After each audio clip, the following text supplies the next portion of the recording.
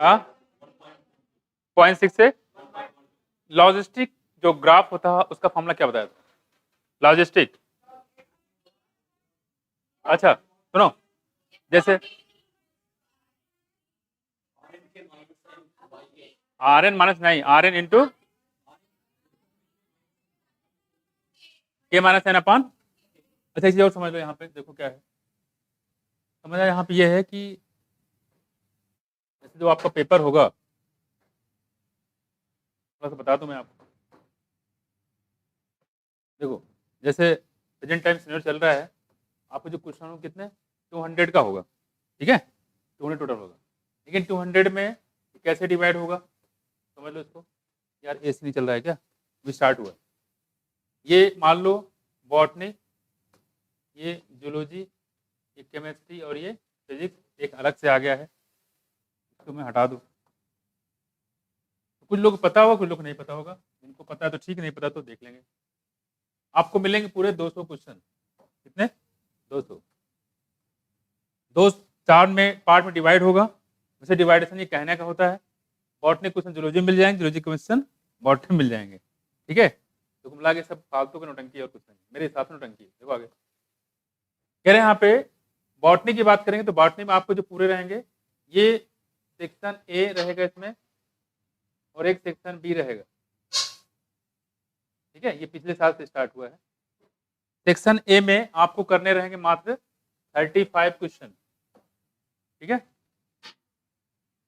35, मतलब 35 क्वेश्चन रहेंगे, 35 पूरे कर सकते हैं आप, ठीक है मैंडेटरी। लेकिन सेक्शन बी में आपको रहेंगे पूरे 15 क्वेश्चन, 15 में से कोई भी आपको 10 करने होंगे, रहेंगे 15 लेकिन करने 5 कोई भी ऑप्शनल है, आप छोड़ सकते हैं, ठीक है। तो 35 ये और 10 ये कितने हो गए 45। सेम सेक्शन यहाँ भी चलेगा, सेक्शन यहाँ पे ए में कितने, सेक्शन यहाँ पे बी, वैसे सेक्शन ए यहाँ भी और सेक्शन बी यहाँ भी, वैसे सेक्शन ए यहाँ भी और सेक्शन बी यहाँ भी, ठीक। प्रोसेस सेम है। यहाँ पे कितने 35, यहाँ कितने 15, कितने करने हैं आपको 10, वैसे यहाँ रहेंगे 35, यहाँ कितने 15, कितने करने रहेंगे 10, यहाँ कितने करने हैं आपको 35, यहाँ कितने करने रहेंगे और रहेंगे 15 करने करने रहेंगे, ठीक है। तो ऐसे पूरा डिवाइडेशन है, मतलब ये कहने का है कि इसमें 35 से 35 अगर आपको आता है तो पूरे कर सकते हो, ठीक है आता है तो। लेकिन यहाँ पे क्या है, यहाँ पे पूरे पूरे नहीं कर सकते हैं। अगर 15 दिया है तो उसमें मात्र 10 ही करना है, 10 में कोई भी कर लो। तो कुछ लोग सोच रहे होंगे कि मान लो मैं पूरा कर दूं तो क्या होगा, ठीक है?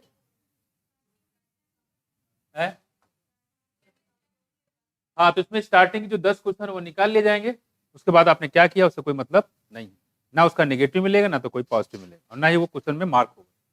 कुछ मारा है, तो ये चीजें हैं। तो 35 10 45, 35 10 45, 35 10 45, 35 10 45, ठीक है। तो इस तरीके से आपको कहने मतलब 5 5 क्वेश्चन सब में छोड़ना है, तो 5 चौके हो गए कितने 20, बचे कितने 180। तो क्वेश्चन आपके 180 ही हैं, पास में कुछ थोड़ा सा इसी का ध्यान रखिएगा। क्योंकि यहाँ पे 20 क्वेश्चन एक्स्ट्रा आ गए थे, क्योंकि 20 क्वेश्चन हमें पढ़ना तो पड़ता ही है एटलीस्ट, उसके लिए हमें अलग से टाइम चाहिए, तो पहले टाइम नहीं था। अब इन्होंने 20, अब जो पेपर आपका है पहले होता था यहाँ पे 3 घंटे का, और अब प्रेजेंट टाइम कितना हो गया 3 घंटे 20 मिनट का। मैं छात्री का 18 2 200 ना, 200 क्वेश्चन 200 मिनट, यानी एक क्वेश्चन के कितने समय 1 मिनट, ये है, समझ गए।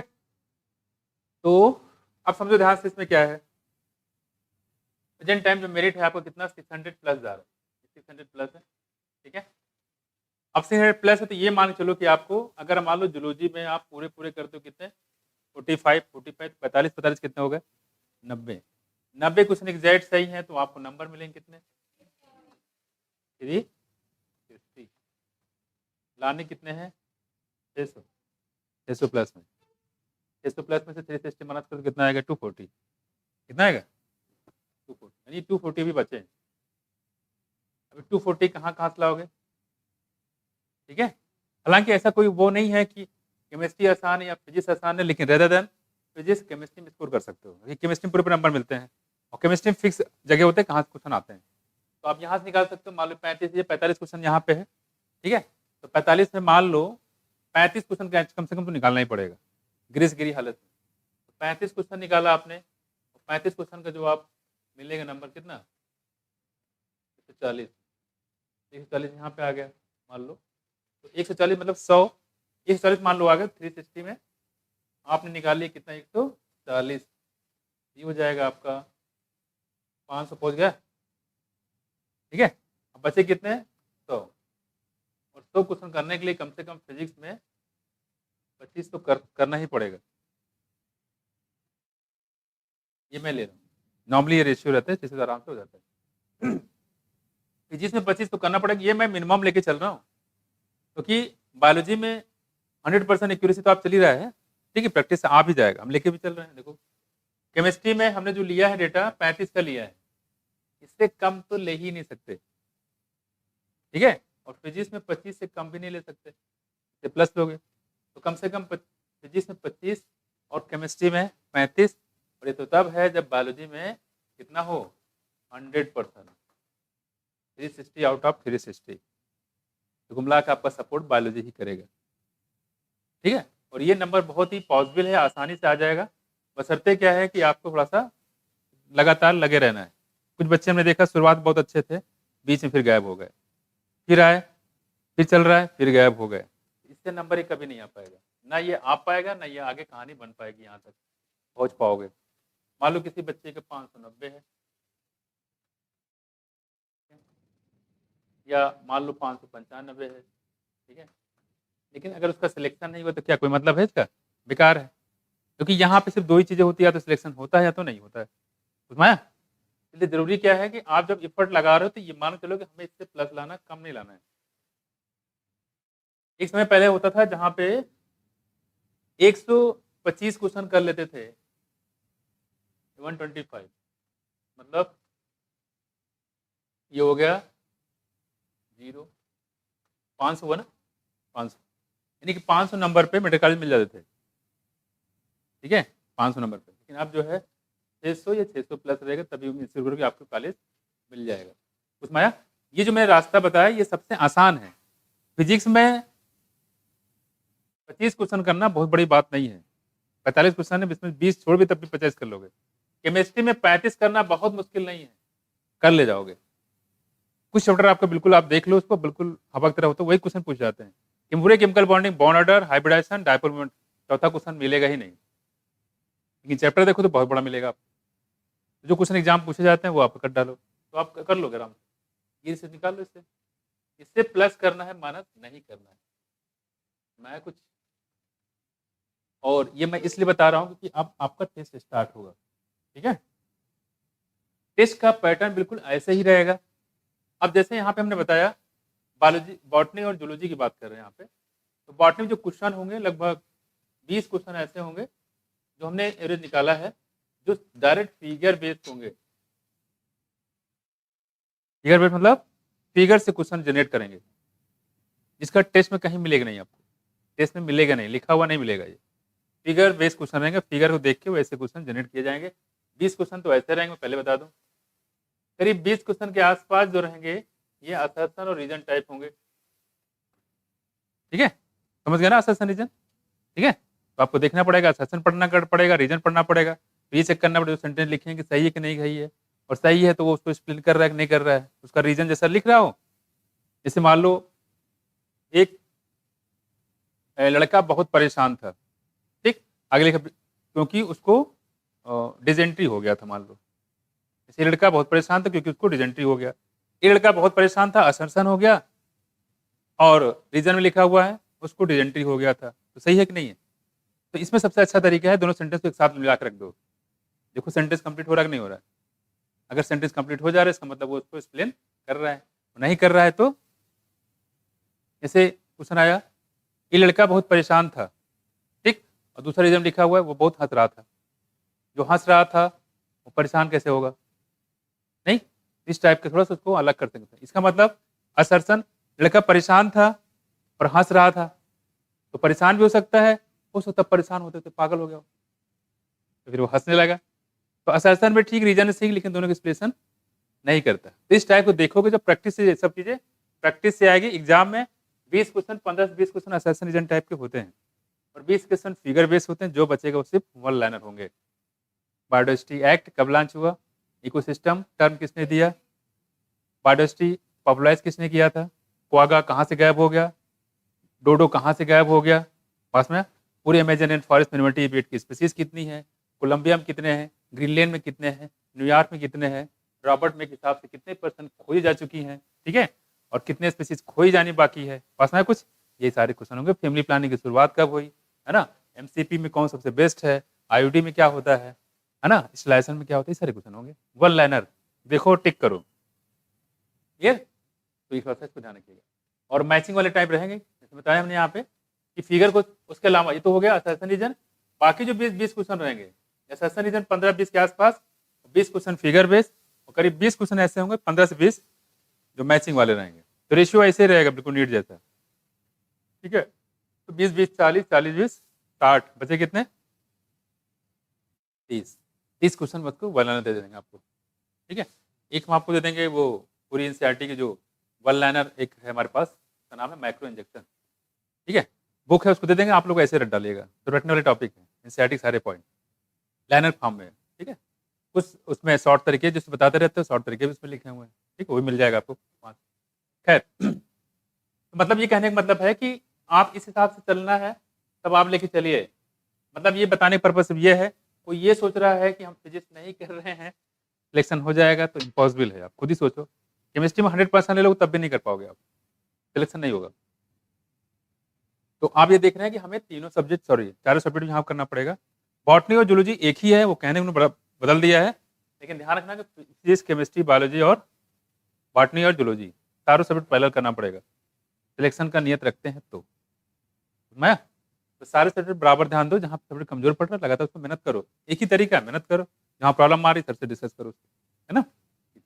और क्वेश्चन बार बार करें, क्वेश्चन करो। कितने लोग ऐसे जो क्वेश्चन कर रहे हैं फिजिक्स केमिस्ट्री में, ठीक है, बहुत कम आबादी है। बाकी लोग क्यों नहीं कर रहे हो, रीजन क्या है, ताकि क्यों नहीं कर रहे हो, तुम्हें नहीं आता है? अरे आंसर देख के तो कर सकते हो, सोल्यूशन देखो, उसको देख करो, इतना तो कर सकते हो। इधर सोल्यूशन रखो, इधर क्वेश्चन देखो, पढ़ो, तो अच्छा ये दिया हुआ है लिख तो सकते हो, इतना तो कर सकते हो, इतना तो करो। कम से कम सोल्यूशन देख के उसको कॉपी में लिखा करो, रोज 5 क्वेश्चन का सोल्यूशन देखो, क्वेश्चन पढ़ो, ऑप्शन पढ़ो, और सोल्यूशन देख के सिर्फ कॉपी में लिखो। इतना कर सकते हो, ये तो कर सकते हो कि देख देख लिख तो सकते हो, ये भी नहीं कर सकते। जो लोग बिल्कुल भी टच नहीं कर रहे हैं, छू नहीं रहे हैं, उनके लिए बता रहा हूं मैं। 5 क्वेश्चन कम से कम एटलीस्ट देखो, क्वेश्चन पढ़ो और सोल्यूशन में देखो। खासकर अभी जो 2022 में आए हैं, 2022 सेकेंड टर्म फर्स्ट टर्म में, आप लोग जब पेपर करना, जो लोग भी कर रहे हैं, इधर से पीछे तरफ जाना है। 2022 से सेकेंड टर्म आज ले से पीछे तरफ जाना है, यानी कि 2022, 21, 19, 18 उल्टे इस यहाँ चलना डिक्रीजिंग ऑर्डर में। ये नहीं कि 1998 92 शुरू कर दिया है और यहाँ आते आते सो गए 2000 तक, ये नहीं करना है। इधर से आपको चलना है। 5-6 साल के बाद अगर आप सो भी जाएंगे तो आपको बहुत ज्यादा फर्क नहीं पड़ना है, क्योंकि 2019 से पेपर का पैटर्न बिल्कुल बदल गया है। आप उधर 15-16 क्वेश्चन देखो तो बड़ा बोरियत लगी, पता नहीं कहाँ से पूछ लिया, एनसीईआरटी में है नहीं, और है भी ऐसा असम कुछ तो वहाँ नहीं मिलेगा। हो सकता है बहुत सारे क्वेश्चन नहीं मिलेंगे, तो जो ना मिले उसको सिंपल से याद कर लेना है, ठीक है। और मेरे से डिस्कस कर लेना, मैं बता दूंगा आपको, समझा दूंगा। हालांकि वो सब आएगा नहीं, पहले आते थे, अब नहीं आएंगे, ठीक है। क्योंकि सुप्रीम कोर्ट का सख्त आदेश कि आप बनाएंगे सिर्फ एनसीईआरटी बेस ही बनाएंगे, बाहर से तीम झाम करके क्वेश्चन बनाओगे तो फिर जेल पहुंचा देंगे, समझ में। तो ये चीजें हैं, इसलिए सारा क्वेश्चन आपका एनसीईआरटी बेस पे आएगा, तो इसलिए उसी बेस पे आप तैयारी करें पूरा, ठीक। अब देखो दूसरी बात मैं ये बता रहा हूँ, अगर जहाँ तक मैं समझ रहा हूँ, कम से कम एटलीस्ट 20 टेस्ट तो आपके हो ही जाएंगे, कम से कम बता रहा हूँ, इतने टेस्ट हो जाएंगे। और जो हमारे टेस्ट को करता रहेगा, बायोलॉजी में हो सकता है पॉसिबल है 80-90% वही क्वेश्चन मिल जाएंगे आपको सेम। इसलिए जो भी पेपर कर रहे हो उसको घर पे एक बार जरूर करना। मैं यहाँ भी करवाऊंगा, जो भी पेपर हो जाएगा उसके बाद मैं आपको यहाँ डिस्कस कर दूंगा। उसमें 2 तरीके हो सकते हैं, एक तो ये है कि मैं आपसे पूछूंगा भाई कौन सा क्वेश्चन आपको समझ नहीं आया, वो बता सकता हूँ, या दूसरा तरीका ये हो सकता है, और मैं आपको वहाँ पे पेज वाइज भी लिख दूंगा, तो सोल्यूशन मिलेगा प्रॉपर, कौन सा सेक्शन किसका कौन सही है वो तो लिख ही दूंगा, साथ साथ पेज वाइज लिख दूंगा ताकि एनसीईआरटी में जाकर उसको आप देख सको कहाँ लिखा हुआ कौन सी चीज़। उसके बाद चीज़ें समझ में नहीं आ रही है तो मेरे डिस्कस करो उसको। यानी कि आपको समझ लेना है जो 20 पेपर जो टेस्ट चलेगा जिसने कर लिया, इनसे जब आपको नीट पेपर मिलेगा तो आपको ऐसा लगेगा कि जो पेपर मैंने ही बनाया उसको। कई क्वेश्चन आपको एज इट इज मिल जाएंगे उसमें, कई क्वेश्चन मिल जाएंगे, हो सकता है कि पूरा पूरा मिल जाए क्योंकि इतना मैं देख डालूंगा कि कुछ बचेगा ना उसके देखने के लायक, और देखेगा तो रिपीट करेगा। अगर वो देखेगा भी तो रिपीट करेगा है? हाँ हाँ, और क्या, ऐसी बात। बायोलॉजी तो हम ही बनाएंगे ना, फिजिक्स जिसका है वो बनाएंगे, बायोलॉजी का हम ही बनाएंगे, ठीक है। लेकिन मज़ेदार होगा पूरा, जो एक बार पढ़ेगा तो दिमाग पूरा हिल जाएगा। अच्छा ये लिविंग वर्ड है, इसको कौन पढ़ता है, तो निकाल मेरा करके क्वेश्चन दिखाओ, ठीक है। हम बनाएंगे लिविंग वर्ड से ही बनाएंगे, ठीक है। तो थोड़ा सा होशियार रहना उसमें, ठीक है। देखो खैर मैं पहले वार्निंग दे देता हूँ उसको क्या क्या है। दूसरी बात, correct, incorrect, true, not true, false, not false, not true, इस पर खास कर ध्यान रखिए क्या पूछा गया है। जैसे उसने पूछा which the following is not true, तो आप ये लिख लो इसमें कि ये क्या पूछ रहा है, फॉल्स पूछ रहा है। फॉल्स कौन सा गलत है या रॉन्ग कौन सा गलत ये पूछ रहा है, लिख लो ऊपर अपने पेन से लिख लो, क्योंकि पढ़ते समय अक्सर दिमाग में जाता है कौन सा सही है, क्योंकि हमारी प्रैक्टिस वही रहती है, कौन सा सही वही बताते हैं। कभी किसी ने पूछा कौन सा गलत है, अगर ये क्वेश्चन पूछ लिया तो बहुत सारा दिक्कतें हो जाएंगी। ये मुश्किल क्वेश्चन होते हैं, इसको गलत बताना मुश्किल होता है rather than कि किसको सही है, क्योंकि सही बहुत कम लोग हैं। तो सही बताना आसान है, गलत बताना बहुत मुश्किल है। खैर तो ये सब चीजें आप इसी प्रैक्टिस में सीखोगे, क्योंकि फाइनली आप ये मान चलो कि आपका नीट का पेपर देने जा रहे हो, आप उस पोजीशन में आ गए हो, आपको पेपर मिलना है, जो आप पेपर यहाँ दोगे वही नीट में भी दोगे। मतलब अल्टीमेटली ये कह सकते हो कि आप एग्जाम हॉल में इंटर कर रहे हो, पूरी इन्विजिलेटर आपकी लगाई जाएंगी, ठीक है। वो कॉपी चेक करेंगे, पूरा आपका साइन भी होगा, सब कुछ, अटेंडेंस भी आपकी जाएगी, समझ गए। और पूरा बकायदे आपका आईडी कार्ड वगैरह सब बनेगा, जैसे आप एग्जामिनेशन हॉल में होता है। नो डिस्कशन किसी, हाँ पहले कौन सा होगा दूसरे कौन सा होगा, कोई डिस्कशन लेगा नहीं, ठीक है। हाँ है, हाँ हाँ, फोन बिल्कुल नहीं, फोन थोड़ी नहीं मिलेंगे यहाँ पे। जो टेस्ट चलेगा उसमें फोन जिसका मिल गया उसको जब्त कर लिया जाएगा, दोबारा वापस नहीं मिलेगा, इसलिए समझ के लाइएगा फोन, ठीक है। और फोन यहाँ लाके करना क्या है आपको, कोई मतलब नहीं, कैसे अपने पास रखिए, आराम से अपना निकल जाइए, ठीक है। घर पे रख के जाइए फोन वगैरह, फोन से थोड़ा दूर रहिए। 5-6 महीने की बात है, पढ़ लो, मेडिकल में जाना, 3-3 फोन चलाना, फिर वहाँ पे एप्पल ले लेना, वापस करने मुझे एप्पल दिला दो, छोटे मोटे काम नहीं बात नहीं, ठीक है। क्योंकि आप इंट्रोड्यूस करोगे ना, आई am doctor Kali, I am from this and UP board, sorry my class 11-12 percentage बताओगे, my score card this, my rank is this, सारे सब क्या करोगे, वहाँ पर इंट्रोड्यूस किया जाएगा ना, तो आप करोगे, ठीक है। डायरेक्टली इंग्लिश कन्वर्जन हो जाएगा, हिंदी से भूल जाएंगे, हिंदी भी आती है, ठीक है। कहने मतलब सारी चीज़ें, तो वहाँ सारी चीज़ करना। यहाँ पे कम से कम 5-6 महीने के लिए फोन भूत है, फोन क्या है, भूत है, ठीक है, इसलिए उसको अलग करके रख देना है। फोन से जितना दूर रहोगे उतना ठीक रहेगा। आप क्वेश्चन ज़्यादा प्रैक्टिस करो, फिर से वार्निंग दे रहा हूँ बार बार, मैंने सब कुछ बता दिया है। अगर आप फिजिक्स नहीं करोगे, सारे सब्जेक्ट नहीं करोगे तो सिलेक्शन से दूर भाग जाओ, नहीं होना है। अभी भी टाइम आपके पास, इसलिए क्योंकि ये नवंबर स्टार्ट हो गया लगभग, मुझे लग रहा है आज कितने तारीख हो गया, 10 हो गया, 10 दिन इसमें भी खत्म, ठीक है। 50 दिन इसमें बचे हुए हैं ना, अगला साल आ जाएगा। और जो आपकी स्टेमिना रहेगी दिसंबर तक, यही आपको डिसाइड करेगा आगे। ये 2 महीने जो अभी इधर के हैं ये बहुत कुछ डिसाइड करेगा, ठीक। और जैसे कि बायोलॉजी में मुझे लग रहा है 17-18 क्वेश्चन चैप्टर हो गया ना भाई, लिविंग वर्ड का है 11। अरे देखो भैया, देखो गिना देता हूँ, लिविंग वर्ड कितने की चैप्टर, अच्छा उसमें एक एनिमल किंगडम छूटा हुआ है, ठीक है, 3 मान लेते हैं। ह्यूमन हेल्थ कितने, 3, तो 3-3 कितने हो गए, 6 हो गए। इकोलॉजी में आज ये खत्म ही हो जाएगा, 3 कितने, 9 हुए ना, 9 हो गए। रिपोर्टेशन कितने, 4, कितना हो गए, 13 हुआ, ठीक है, 13 हो गया। और कुछ बचा, सारे हो गए ना, सारे हो गए हैं, 13 चैप्टर हो गए पूरे। 38 में से 13 आपका खत्म है ना, देखो ये हो जाएगा 38 और 13, यहाँ हो जाएगा 25, ठीक है। 25 चैप्टर बचे हुए हैं, ठीक है। अब जो देखो इधर, ठीक है, तो इसकी चिंता नहीं करेंगे कब कैसे क्या खत्म होगा, बस जितना कराते रहेंगे उस पर कॉन्फिडेंस रखिए, उस पर पूरा कवर करके रखो, ठीक है। आपको इतना करा देंगे कि आप कहोगे यार 2 पेपर आज, 2 तैयारी करोगे, इंतजार करोगे नीट पेपर जल्दी से हो जाए मेरा, ठीक है, ये कभी डर नहीं लगेगा। डर लगता है जब, और इसी बात ये भी कुछ बच्चे होते हैं जो टेस्ट वाले दिन गायब हो जाते हैं, है ना, हम भी गायब हो जाते थे, ठीक है, लेकिन गलत रहता था। डर मतलब उसमें गायब होने के रीजन क्या थे, गायब होने की एक डर लग रहा था, पता नहीं यार नंबर कम आ गया तो क्या कहेंगे लोग, सबसे बड़ा रोग, ठीक है, अच्छा है कि नंबर यहीं कम आए, एग्जाम नीट में ना आए, जब यहाँ कम आएगा तभी तो नीट में अच्छा आएगा, ठीक है। तो पहली बात टेस्ट से भागना नहीं है, और एक काम हम और करा देंगे, हो सकता है कि यहाँ पे नाम वाइज हम ना निकालें, सबका रोल नंबर डिसाइड हो जाएगा, रोल नंबर वाइज निकालेंगे, किसी के नाम नहीं देंगे, ठीक है। मेरा नाम आ जाएगा तो पता नहीं लोग वो क्या बोलेंगे, ये क्या बोलेंगे, वो क्या सोचेंगे, तो ना नाम रहेगा ना कुछ होगा, ठीक है। तो हम रोल नंबर डिसाइड कर देंगे, और रोल नंबर बिल्कुल वैसे से कि नीट में होता है वो डिसाइड कर देंगे, वही आप लोग बार बार डालिएगा। सेक्शन एक ही रहेगा, वो ए नंबर वहाँ बदल बदल के आएगा, यहाँ सबको सेक्शन एक ही मिलेगा, और रोल नंबर सबका अलग, नाम किसी को नहीं देंगे हम। दो बढ़िया टेस्ट, कोई दिक्कत, पता नहीं चल पाए किसका रोल नंबर है, कौन बैठा हुआ है, ठीक है।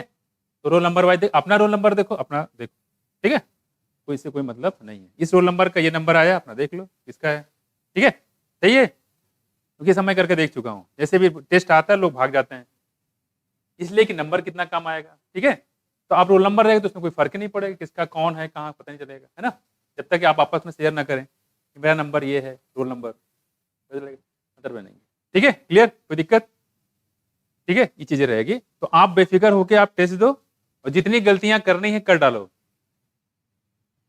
मान लो आपका माइनस में नंबर आ गया, पता, हालांकि आएगा नहीं, माइनस में नंबर आएगा, तो अभी स्टार्ट करो उसको, अभी से आपके पास इतना टाइम है कि माइनस से आप 720 ला सकते हो, इतना टाइम है अभी, लेकिन एक समय आएगा जब आपके पास इतना टाइम नहीं रह जाएगा, ठीक है, तो दिक्कत हो जाएगी आपके लिए।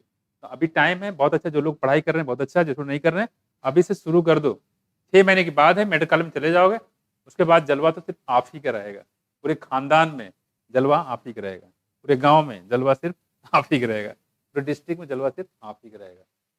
6-7 महीने की बात है, मेहनत कर लो, है ना। हाँ क्या पता कोई टॉप कर जाए, ये भी बात है, तो ऑल इंडिया में जलवा आप ही का रहेगा, है कि नहीं, पूरे पेपर पे हाईलाइट, फ्रंट पेज पे फोटो, ये है कि नहीं, क्या बता रही हो,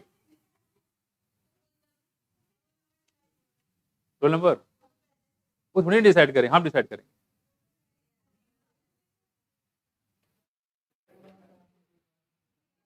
सुनो इधर इधर, ठीक है ना, कोई दिक्कत तो नहीं, सुनो किसी को आपत्ति है टेस्ट से, बताओ,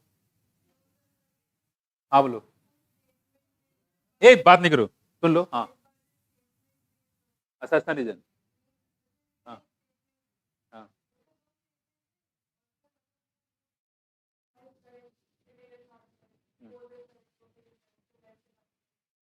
हाँ वही कह रहे हैं, वो असेसन रीजन में ही है, ठीक है, मैं इसको देख लूंगा, असेसन रीजन टाइप में मतलब है वैसे ही है, लेकिन ये अलग है, इससे असेसन रीजन नहीं है, वो अलग उसी टाइप का है बिल्कुल, ट्रू और नॉट ट्री में नहीं, मैच तो अलग है, मैच तो है फिक्स है, मतलब ये आपको एग्जैक्ट वैसे ही रहेगा, अलग से नहीं रहेगा, ठीक है, देख लेंगे, जो पेपर है विट्टो रेशियो वैसे ही रहेगा, 19-20 भी नहीं रहेगा इधर, और इसमें जो रोल नंबर रहेगा वैसे रहेगा, साइन वैसे ही करना है, मीटर वैसे रहेंगे, ठीक है, सब कुछ कुछ भी नहीं बदलेगा, आपका टाइम भी वही रहेगा, सब कुछ वही रहेगा, आपके नीट का सिर्फ जो जगह अलग रहेगी बस, नीट वाले दिन नीट की जगह अलग रहेगी, सब कुछ वही रहेगा, ठीक है, चले, तो थोड़ा सा इसको ध्यान रखिएगा। और सुनो सब लोग टेस्ट दीजिए, टेस्ट देने के बाद एक काम जरूर करने हैं, काफी लोग टेस्ट मेरे जोश में दे देते हैं, हमने मोटिवेट कर दिया जोश भर के टेस्ट देना है, एक काम जो उसके बाद वाला हो जाता है वो, अगर आपने टेस्ट देने के बाद आपने अगर ये नहीं देखा कि ये क्वेश्चन हमारा गलत हुआ है, उसको आपने छोड़ दिया, अगला फिर क्वेश्चन वही देंगे हम घुमा के, और फिर वही गलत करोगे आप, एक ही क्वेश्चन बार बार गलत होता है वही, तो इसलिए जब भी टेस्ट दीजिए उसको एक बार आप देख लो गलत हुआ तो क्यों हुआ, ऐसा क्वेश्चन बाहर दोबारा अगर आ जाए तो हम गलत नहीं करेंगे, हर क्वेश्चन से आप यही करना है आपको कि अगली बार हमें ये क्वेश्चन गलत नहीं करना है, इस बार हो गया अगली बार नहीं करना है, तो सब लोग मिलकर टेस्ट दो, ठीक है, और टेस्ट देके इस टेस्ट को सफल बनाए, बस है कुछ है कि नहीं, हाँ क्योंकि ये जो है भारी मात्रा में है ना। हाँ एक चीज और, आपके लोग बहुत से लोग ऐसे हो जानने वाले होंगे, उनको भी टेस्ट ज्वाइन करा देना, ठीक है, आंखें खुल जाएगी उसमें, टेस्ट देख के मजा आ जाएगा। बहुत से लोग आप कंटेंट में तैयारी कर रहे होंगे, कुछ लोग ऐसे भी हैं जो हो सकता है क्लास ना जा रहे हो, है ना, घर पे होंगे, तो उनको भी इंट्रोड्यूस कर देना। ठीक है, बहुत मजेदार टेस्ट है और मजा आ जाएगा बिल्कुल, है ना। और ये गारंटी लेते हैं कि 80 से 90% जितने टेस्ट करवाएंगे उन्हीं में से एनटी में क्वेश्चन आएंगे। बायोलॉजी की बात कर रहा हूँ मैं, ठीक है, समझ गए। तो बढ़िया से टेस्ट दो और क्वेश्चन देने के बाद एनालाइज जरूर कर लो। कोई भी क्वेश्चन अगर बायोलॉजी में किसी सब्जेक्ट में, बायोलॉजी की बात कर रहा हूँ, केमिस्ट्री वाले सर, हाँ ऑब्वियसली ऑफलाइन ऑनलाइन दोनों है। हाँ एक चीज और है, ये ऑफलाइन भी रहेगा ऑनलाइन भी रहेगा। यार ये क्यों, अरे मेरी बात तो सुनो, मेरी बात सुनो। कुछ बच्चे जो बाहर के भी हैं, अरे बात नहीं कर, कुछ बच्चे ऑनलाइन भी हैं, रजिस्टर्ड हैं, तो ऑनलाइन टेस्ट दे। जो बच्चे यहाँ पे खुद के हैं वो ऑफलाइन टेस्ट दें। दोनों ऑप्शन खुला हुआ आपके पास, ठीक है। और इसमें कुछ पूछना है, लेकिन आप ये सोचो कि आपको अल्टीमेटली कोशिश ये करो कि आप जो आपके जानने वाले लोग हैं यहीं पे आके टेस्ट दें, सेंटर पे आके दें, उसकी बातें अलग रहती हैं। क्योंकि आपका ऑनलाइन पेपर तो देना नहीं है, कैसा देना, ऑफलाइन देना है, तो ऑफलाइन यहाँ आके दो, उसका अलग ही मजा रहेगा। और आप हमेशा समझो, जब आप पेपर देने, मैंने क्या बताया, जितने भी टेस्ट होंगे हर टेस्ट को आप क्या समझोगे, और नीट वाले दिन जिस जो नीट होगा उसको क्या समझोगे, ये दिमाग में रख के दोगे, तो यकीन मानो आपके अंदर बहुत बड़ा चेंजिंग आने वाला है। और फिर से बता रहा हूँ कि गलतियां होंगी, गलतियों से आदमी सीखता है, आपके अंदर क्या कमजोरी वो आप ही को पता है, लेकिन वो कैसे पता चलेगा, टेस्ट देके। टेस्ट दो, नंबर कम आते हैं कोई बात नहीं, माइनस में आते हैं तो उसको धीरे धीरे लेके जाओ। अभी पास आपको टाइम है, माइनस में भी है तब भी आप 720 में टॉप कर सकते हो, इतना टाइम है। लेकिन एक समय रहेगा तो बताएंगे, अब इतना टाइम नहीं रह गया है, अब खत्म। जो आपने पढ़ लिया है उसी की रिवाइज कर लो, उसी को दो, उसमें ऐसे करना। तो टेस्ट से किसी को भागना नहीं है, इसलिए मैं नाम नहीं निकालूंगा, सबका रोल नंबर वाइज निकाल देंगे। अपना रोल नंबर देखो, अपना टेस्ट करो, और अपना, हाँ, और पेपर होने के बाद उसको डिस्कशन जरूर कर लेना, अपना घर पे जाके देख लेना कौन से क्वेश्चन मेरे गलत हुए हैं, कौन से सही हुए। इस बात पे ध्यान देना कि मेरे कितने क्वेश्चन सही हुए हैं, इस बात पे ध्यान दो कि कितने क्वेश्चन मेरे गलत हुए हैं, कि मेरी गलती कहाँ हो रही है। और एक उसमें टेस्ट में जरूर लिखते जाओ मेरे क्वेश्चन सही कि नहीं, जो गलत हुए हैं उसके लिखते जाओ मेरे क्वेश्चन गलत हुए हैं, अब आगे से गलत नहीं होंगे, ठीक है। तो हर टेस्ट ये करना है, जो गलतियां करना है यहीं पे कर दो, ठीक है, ताकि एग्जाम में गलतियां, यहाँ गलतियां करते तो एग्जाम में गलतियां आपसे नहीं होंगी, ठीक है। ये थोड़ा ध्यान रखिएगा। और इस टेस्ट में कोई दिक्कत है, पहली बात ये, बच्चे टेस्ट देके छोड़ देते हैं, अब आप फिर यहाँ छोड़ दोगे, इसका मतलब क्या है, आपके अंदर जो कमजोरी पता चलेगी, नहीं पता चलेगी। एग्जाम में गलती करो जाके तो कोई फायदा नहीं होगा, आपका टाइम बहुत खराब हो जाएगा। इसलिए जो गलतियां करना है यही कर दो, और टेस्ट दो, और अपने अंदर इंप्रूवमेंट लाओ खुद। आप अपने आप से कंपेयर करो, दूसरे से नहीं। दूसरा कितना लाया उससे मतलब नहीं है, तो हो सकता है जो यहाँ का टॉपर हो कहीं और उसमें वो तो अच्छी रैंक में भी ना हो, ऑल इंडिया में हो सकता है वो यहाँ पे टॉपर हो सकता है 100 में ना आए, 200 में आ जाए, 200 में आ जाए, या हो सकता है कि जो यहाँ का टॉपर वो उसमें भी टॉपर हो जाए, कुछ कह नहीं सकते, कुछ भी हो सकता है। लेकिन हाँ, जो पेपर के जो लेवल जिस हिसाब से हम लोग कर रहे हैं उस हिसाब से अगर आप लोग चलते रहोगे तो उसमें इंप्रूवमेंट बहुत बड़ा आएगा, क्योंकि उससे बिल्कुल पेपर अलग जाना ही नहीं है। जैसे आपका नीट में पेपर आ रहा है बिल्कुल वैसे पूरा शेड्यूल सिस्टम बनाया जा रहा है। अदरवाइज इसलिए हम लोग बाहर से क्वेश्चन नहीं डाल रहे हैं, जो भी क्वेश्चन होंगे जनरेटेड होंगे, बनी बनाई रेडीमेड नहीं होगी, ठीक है ना। जो क्वेश्चन होंगे बिल्कुल फॉर्म किए गए होंगे, पूरा ऑब्जर्वेशन होगा, तो ये भी क्वेश्चन आपसे फालतू नहीं पूछा जाएगा कि फालतू दे के आप डिप्रेशन में चले गए, नहीं है, तो वो नहीं करना है, ठीक है। चलो, बस आप देखिए, मैंने बताया कि कई सारे स्टेप होते हैं, जैसे आपने पढ़ाई कर ली है, सब कुछ तैयार है, लेकिन अगर आपने टेस्ट नहीं दिया है तो आपको बिल्कुल आइडिया ही नहीं है कैसे शुरू होता है। कुछ बच्चे होते हैं जो बहुत डर जाते हैं ओमार शीट भरने में, ओमार शीट भरते तो हाथ कांपने लगता है, ऐसे एक को भरेंगे दो दो दो फिल हो जाते हैं। कुछ बच्चे ऐसे होते हैं कि एक की जगह तीन तीन भर देते हैं, बहुत सारी गलतियां होती हैं, ठीक है। और फिर वहाँ पे नाम भी नहीं लिख पाते, उसमें भर भी नहीं पाते, गलतियां होती। इसी मैंने ओमार शीट भी एग्जैक्ट वही रखा है जो आपके नीट में पूछा जाता है, उसमें कोई बदलाव हमने नहीं किया है, ठीक है। चलो, तो जैसे मैंने बताया उन बातों को ध्यान रखो, बाकी फिर आगे चलते रहो। देखो आगे, अब इसमें हम लोग ये कह रहे हैं, जैसे ओवर एक्सप्लॉयटेशन है ना, ये तो हो गया था। और टेस्ट में किसी कोई पूछना है तो पूछ ले, क्योंकि इसके बाद लगातार आप डायरेक्ट आपका टेस्ट ही होता रहेगा। और एक चीज जरूर ध्यान रखना कि टेस्ट से कोई भागेगा नहीं, क्योंकि भागोगे तो आपको नुकसान आप ही को होना है, क्योंकि बाहर के बच्चे भी इसमें रहेंगे कुछ काफी, और आपके जानने वाले उनको बता दो वो भी टेस्ट ज्वाइन करें, है ना, तो मजा आ जाएगा। बहुत सारे बच्चे पढ़ते रहते घर पे, ठीक है। देखो, चलो हम लोग आगे कर लेते हैं यहाँ पे।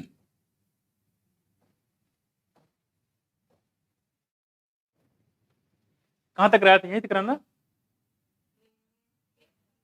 अरे यार,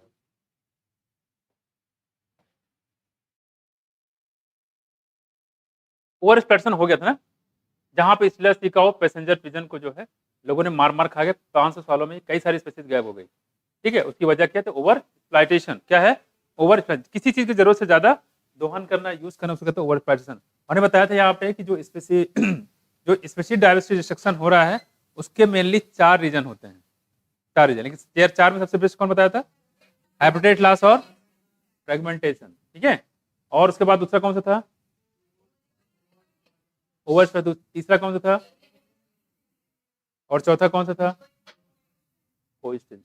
ठीक है, चारों को मैंने समझा दिया था, बस आपको यहाँ पे आज को करवाना। ठीक, देखो अच्छा, इसके बाद ये आपका एनवायरमेंटल इशू है, आज शुरू भी कर देंगे। इसके बाद जो चैप्टर आपका होगा पूरा 11th करवा देंगे। ठीक है, 11th पूरा करा देंगे, एनिमल किंगडम करा देंगे पूरा, उसके बाद 11th पूरा करा देंगे, तब हम आएंगे 12th में बायोटेक और जेनेटिक्स पढ़ाने के लिए। देखो कह रहे हैं एलियन स्पीसीज इन्वेजन की बात करें, देखो उस हिसाब से शेड्यूल भी आपका बनाया गया, जिस हिसाब से हमने पढ़ाया उस हिसाब से शेड्यूल भी आपका है, ताकि आप पढ़ते रहें और टेस्ट देते रहें। इसमें कोई क्वेश्चन है, कोई दिक्कत है, और फिर से बताया हमने, आप जब डायरी बनाइएगा तो क्वेश्चन, कितने क्वेश्चन सही हुए उसकी मत बनाइएगा, कितने गलत हुए उसकी बनाइएगा, क्योंकि वो क्वेश्चन कम रहेंगे, और उस पर बार बार फोकस करो कि वो आपकी कमियां जो उसको आपको अलग करेंगे, जो क्वेश्चन गलत होगा दोबारा गलत ना हो। देखो व्हेन एलियन स्पीसीज, क्योंकि ऑलरेडी देखा जाए तो जुलाई से होना चाहिए, है ना, ऑलरेडी लेट है, टेस्ट जुलाई से होना चाहिए, लेकिन फिर भी हो रहा है, इसको सीरियसली दो। मैंने बताया कि हर टेस्ट को नीट जैसा बिहेव करोगे, सुबह उठो, पूजा पाठ करो, जो करते हो करो, नमाज पढ़ो, उसके बाद टेस्ट दो, ये बनाओ कि हमारा टेस्ट बहुत अच्छा चला जाए, जैसे आप नीट में करते हो, होता नहीं होता है, सुबह उठते हो, सब कुछ सारी चीज़ करते हो, पेपर हमारा अच्छा चला जाए, वही सेम चीज़ इसमें करो। और नीट वाले दिन तो आपको लगेगा नहीं कि आप नीट पेपर देने चले हैं, आपको लगेगा टेस्ट सीरीज देने जा रहे हैं, बिल्कुल ऐसे बिंदास होकर चले गए, टेस्ट देके चले आए, रैंक लेके आए, फाड़ू। देखो कैरिक when alien species are, alien समझ गए, बाहर कोई स्पीसीज अगर इंट्रोड्यूस किया जाता है तो हमेशा क्या होता है, जो लोकल वहां स्पीसीज है देसी, उनको लिए खतरा पैदा हो जाता है।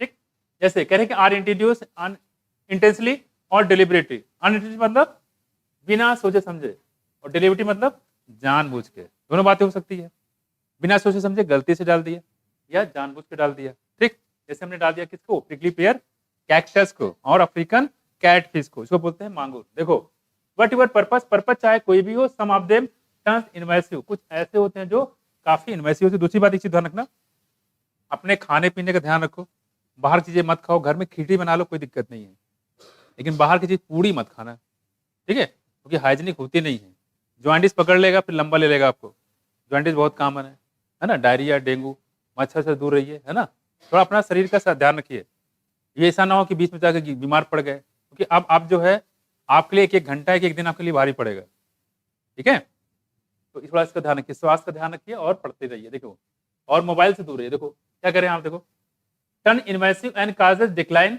और extension of indigenous species. Indigenous मतलब इसको बोलते हैं हमारी देसी जो प्रजाति होती उसके लिए दिक्कत होती है, देसी। ठीक, तो देसी प्रजाति के लिए नुकसान हो जाता है इसमें। ठीक है, आगे देखो कह रहे हैं यहाँ पे, जैसे नाइल पर्च है introduce into lake Victoria. Nile perch है, ये एक बर्ड है, इसको कहाँ डाल दिया गया था, लेक विक्टोरिया। कहाँ पे, लेक विक्टोरिया में। तो इससे क्या दिक्कत हुई, देखो जरा, कह रही कि Nile perch introduce into the lake Victoria, कहाँ पे, ईस्ट अफ्रीका। कहाँ पे, ईस्ट अफ्रीका। कंगारू रेड कहाँ का था, हाँ, ऑस्ट्रेलिया। कंगारू रेड, कंगारू नहीं, हाँ, नॉर्थ अमेरिका। कहाँ का था, नॉर्थ। इरेथ्रोजालन कोका वहां कहाँ नोटेड था, south America. North America, south America, east Africa, उसमें सब ध्यान रखना। देखो आगे, led eventually to extension of an ecologically unique assemblages of more than 200।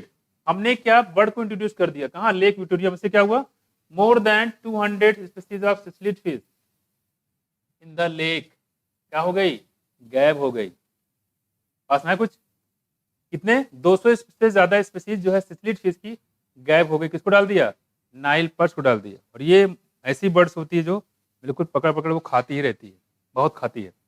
ठीक है, सुबह फिश फ्राई, दोपहर फिश फ्राई, शाम को फिश फ्राई, मतलब फिश फ्राई फ्राई करके नहीं खाती, डायरेक्टली खा जाती है। तो नाइल पर्च को कहाँ डाला गया, लेक विक्टोरिया में, जिसकी वजह से 200 स्पीसीज सिसलिड फिश की गायब हो गई। क्यों, क्योंकि इसने मार मार के उसको खा गए पूरा। इतना खाया कि स्पीसीज ही गायब हो गई। जैसे किया था पैसेंजर पिजन का, डोडो के साथ किया था। डोडो बर्ड थी, उसको लोगों ने बहुत ज्यादा, जरूरत से ज्यादा उसको, जिसको देखो वही मार रहा है, दाल चावल की जगह डोडो बन रहा है, नहीं तो कहाँ तक बचेगा, ठीक है, खत्म ही हो गई। वैसे इसके साथ में है नाइल पर्च डाला गया लेक विक्टोरिया में, किसमें, ईस्ट अफ्रीका में, जिसकी वजह से 200 से ज्यादा सिसलेट फिश की स्पीसीज ही गायब हो गई, है ना। देखो you must be familiar with the environmental damage cause and threat pose to our native species by invasive weed species. एक चीज और देखो यहाँ पे, ये बताया गया इन्वेसिव वीड, जैसे बताया गया कैरेट ग्रास, क्या बोलते हैं, कैरेट ग्रास। कैरेट ग्रास जो होता है आपने देखा होगा, ये जो पार्थेनियम बोलते हैं, क्या बोलते हैं, पार्थेनियम। गेहूं को देखा होगा प्लांट आपने, खासकर ये गेहूं के प्लांट के साथ ग्रो करता है। जिनके पास खेत वगैरह होगा उन्होंने देखा भी होगा इसको। देखो यहाँ कुछ लोग खेतीहर मजदूर बैठे होंगे, नहीं उनको पता होगा। देखो यहाँ पे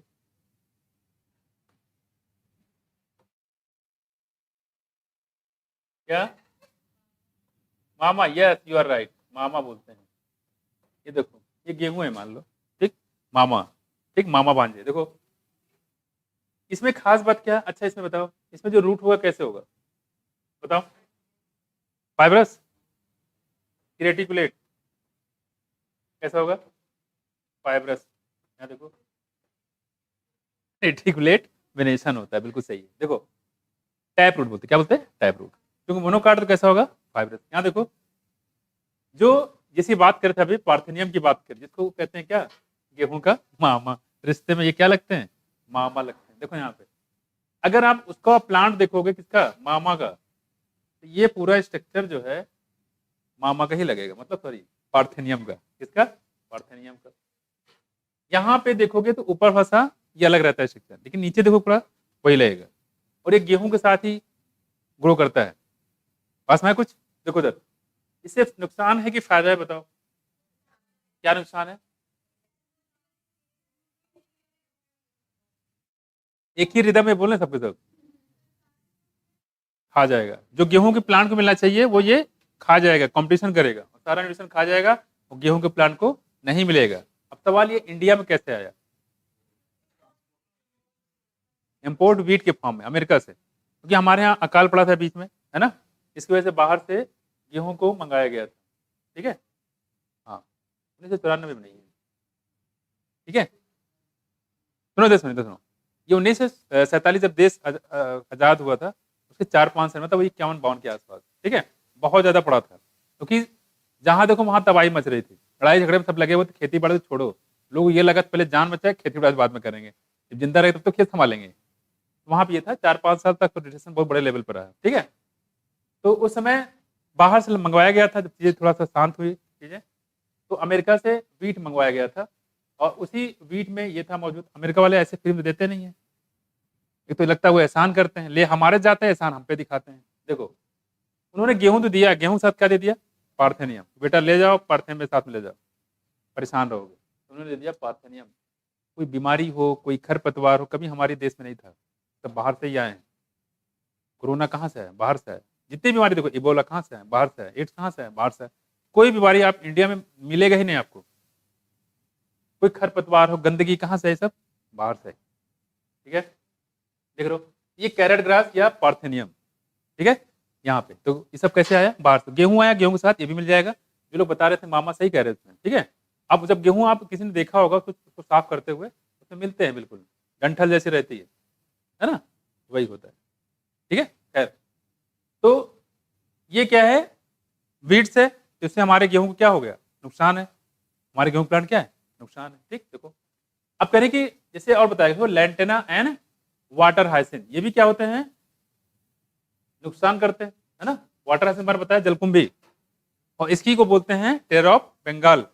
और बंगाल में इसकी वजह से बहुत सारी मछलियां मर गई थी, मछलियां मर गई तो वहां से अकाल पड़ गया, लोगों के लिए मछली नहीं मिली। अब जब मछली नहीं मिली, क्योंकि वहां काफी लोगों का व्यवसाय क्या होता है, मछली, मछली पकड़ते हैं, बेचते हैं, पैसा मिलता है, खाना वाला खरीदते हैं। तो वहां पे क्या हो गया, बंगाल में कह रहे हो, देखो उसके बाद लैंटेना, पूरा नाम होता है लैंटेना कमर, ये भी ऐसे ही है, ठीक है। तो कितने हो गए, देखो कैरेट ग्रास को बोलते हैं पार्थेनियम, लैंटेना वाटर हाइसिन इसको बोलते हैं एलियन स्पीसीज, बाहरी प्रजाति का आक्रमण। इनवेसिव मतलब आक्रमण। तो बाहरी प्रजाति का आक्रमण की वजह से हमारी खुद की जो देसी प्रजाति है उनको खतरा पैदा हो गया। इससे भी कई सारी स्पीसीज गायब हो गई। कुछ माया हम लोग पढ़ क्या रहे हैं? हाँ, स्पीसीज डाइवर्सिटी कैसे खत्म हो रही है, पास में कुछ उसकी बात यहाँ पे कर रहे हैं। क्लियर हुआ? और देखो यहाँ पे दूसरी कह रहे कि recent illegal introduction of African catfish. कोई बाहर गया कहाँ? अफ्रीका, वहां देखा मछली और किसी ने समझा दिया कि भाई यहाँ मछली जो है ना बहुत सस्ती है, ठीक है, और इसको अपने इंडिया में ले जाओ। लोग वहाँ किसान लोग इसको तालाब में डालेंगे तो मछलियाँ बहुत ज्यादा हो जाएगी और आराम से पैसा खूब कमाओगे। समझा दिया और समझ गया। इंडिया में लोगों को बेवकूफ बहुत जल्दी बना देते हैं। देखो खैर, अब ये भाई साहब क्या लिखा देखो, इलीगल। हालांकि ऐसा अलाउ नहीं है, एक कंट्री से दूसरे कंट्री ये सब ले जाना अलाउ नहीं है ऐसे। और पता नहीं कैसे ले आए होगी, वो बड़ी बात है, ठीक है। हालांकि मीटर डिटेक्टर भी होता हो, किसको करेगा? कोई आयरन की चीज होगी, मछली कहाँ पकड़ पाएगा? बोले यार भाई मछली ले जा रहा हूँ, तो ले जाओ यार, बदबू कर रहा है, निकल जाएगा। उसको क्या पता कि वहां से क्या लेके आ रहा है, हालांकि इलीगल है। अगर ये पता चल जाता कि ये अच्छा कैटफिश है, तुरंत उसको जेल तक पहुंचा देते। तो सबको पता है इसके बारे में क्या जानकारी है। Illegal introduction of African catfish Clarias gariepinus. तो अफ्रीकन कैटफिश को बोलते हैं क्लेरियास गैरी पाइनस। और वो लेके आया बंदा और डाल दिया इंडिया में तालाब में। तो तालाब में डालने के बाद जानते हो क्या है, इतनी खतरनाक मछली होती है कि हमारे यहाँ जो देसी मछलियां होती हैं उसको ये मार मार खत्म कर देती है, उसको मार मार के खा भी जाती, खत्म भी कर देती। काफी खतरनाक मछली है ये भी कहाँ से आई? अफ्रीका से। उसमें सब जो बिना वीजा और पासपोर्ट के पहुंचा है यहाँ, कहाँ? इंडिया। देखो अफ्रीकन कैटफिश क्या समझोगे? आपसे पूछे कैरेट ग्रास, इनके बोलते हैं पार्थेनियम, लेंटेना, वाटर हाइसिन और अफ्रीकन कैटफिश। पास में ये सब कैसी हैं? एलियन स्पीसीज है, बाहर की प्रजाति, हमारे देश की नहीं है, ठीक।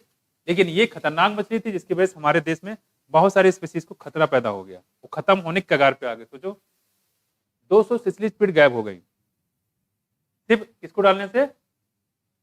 हाँ, किसको डालने से? नाइल पर्च, ठीक है, नाइल पर्च। जैसे वो नहीं होता हारिल, नाम सुना आप? हारिल बोलते हैं, ब्लू कलर की होती है बर्ड, तो लंबी होती है, ब्लू कलर की होती है, वैसे ये भी होती है नाइल पर्च, ठीक है। देखो आगे, for aquaculture purpose is posing a threat. अब जो लोग बात नहीं करते, देखो जो लोग जब बात नहीं करो, जो लोग तालाब में मछली पालन करते हैं उनके लिए बहुत खतरा पैदा हो गया। अब सवाल ये है कि हर जगह को देसी प्रजाति मांगुर कोई पूछता भी नहीं। आपने देखा होगा जिन लोगों को भी फिश वगैरह कभी लिए हो मार्केट में खाने के लिए, तो फिश कोई उसको देखता भी नहीं है कोई, किसको? मांगुर को। और 50 रुपए 100 रुपए ऐसे लोग बेचते हैं, मुश्किल से बहुत लेते हैं इसको, ठीक है, क्योंकि सबको पता है थोड़ा गंदी होती है। खैर देखो, अब कह रहे हैं यहाँ पे एक्वाकल्चर पर्पस पोजिंग। तो जो लोग यहाँ पे रोहू वगैरह का खेती कर रहे थे, है ना, कतला, कामन का, पॉम्पेट का, अब इसको डाल सकते हैं क्या उसमें? ये सारी मछलियों को मार मार भगा देगी तो खा जाएगी, इतनी खतरनाक होती है, ठीक है। तो aquaculture purpose is posing threat to the indigenous catfish. तो हमारे यहाँ भी कैटफिश होती है, ठीक है, लेकिन वो इतनी खतरनाक नहीं होती है, ठीक है। और इन अवर रिवर, तो हमारे तालाबों में जो कैटफिश होती है, इंडिजिनस कैटफिश, देसी कैटफिश, देसी मांगुर के लिए खतरा पैदा हो गई विदेशी मांगुर से। पास में कुछ क्लियर हुआ? ये थोड़ा सा ध्यान रखिएगा। ये दूसरी मछली को परेशान तो करती है, साथ साथ जो यहाँ पे खुद की कैटफिश है, खुद की यहाँ मांगुर है, उसको भी ये नुकसान पहुंचा देती है। कौन? बाहर की कौन? क्लेरियास गैरी पाइनस। क्लियर हुआ? अब देखो, तो इसको मैं एक लाइन में समराइज कर दूं, क्या बताया हमने। तो ये हमने बताया कि हैबिटेट लॉस कैसे हो रही है, बायोडाइवर्सिटी कैसे खत्म हो रही है, ठीक है, उसके बारे में हम लोग यहाँ पे पढ़ रहे हैं। देखो, तो डायरेक्ट आपसे क्वेश्चन पूछा जाएगा, इनमें कौन सी एलियन स्पीसीज है।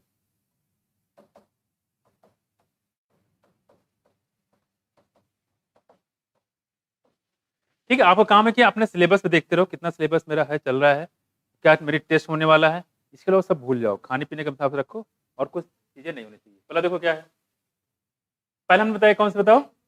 नाइल पर्च, है ना, ये है हमारा नाइल पर्च, ठीक है। दूसरा बताओ कौन सा बताया, बोलो कौन सा? Carrot grass. कौन सा है? Carrot grass. तो क्या बोलते हैं हम लोग? पार्थेनियम। क्या बोलेंगे? पार्थेनियम, ठीक है। तीसरा देखो जरा, तीसरा बताया हमने कहां से, देखो लैंटेना,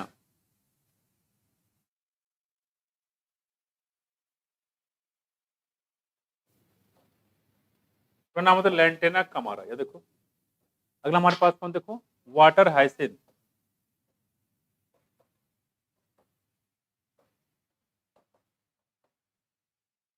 ठीक है। और कौन सा अफ्रीकन कैटफिश, इसको बोल सकते हैं क्लेरियास गैरीपानस।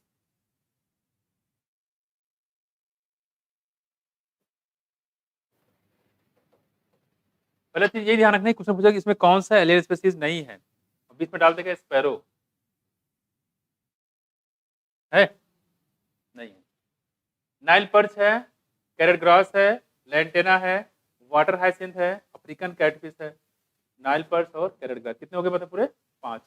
ये हैं एलियन स्पीसीज, बाहरी जाति है, बाहर से विदेशों से आई हैं सब, ठीक, सबके सब, ठीक। ये हो गए, इसकी वजह से हमारी जो देसी प्रजाति है उसको नुकसान हो गया है। खासकर याद रखिएगा नाइल पर्च को। नाइल पर्च में कहाँ डाला गया, लेक विक्टोरिया में, कहाँ है, ईस्ट अफ्रीका में, जिसकी वजह से वहां से 200 सिसिलिड फिश गायब हो गई, क्योंकि उनको मार मार के खा गए, कौन, नाइल पर्च, ठीक है। चलो ये हो गया। अगला हमारे पास कौन सा, देखो को एक्सटेंशन, यानी अगर एक चीज गायब है तो उसके साथ दूसरी चीज भी गायब हो जाएगी, तो बोलते हैं को एक्सटेंशन, ठीक है। देखो व्हेन स्पीसीज बिकम एक्सटिंक्ट, कोई स्पीसीज अगर एक्सटिंक्ट होती है, plant and animal species associated with it in an obligatory way, obligatory मतलब जो इस पर डिपेंड होती हैं, वे आल्सो बिकम एक्सटिंक्ट, वो भी एक्सटिंक्ट हो जाती है। जैसे मान लो कोई ऐसा जानवर है, जैसे मेढक मान लो, मेढक मान लो बटरफ्लाई को खा रहा है, सिर्फ और सिर्फ बटरफ्लाई को, अगर ऐसा सिचुएशन होता है उसको बोलते हैं ऑब्लिगेटरी, जिसका स्पीसीज फिक्स हो, टारगेट फिक्स हो, जो सिर्फ उसी को खाता हो और कुछ ना खाता हो, उसको बोलते हैं ऑब्लिगेटरी।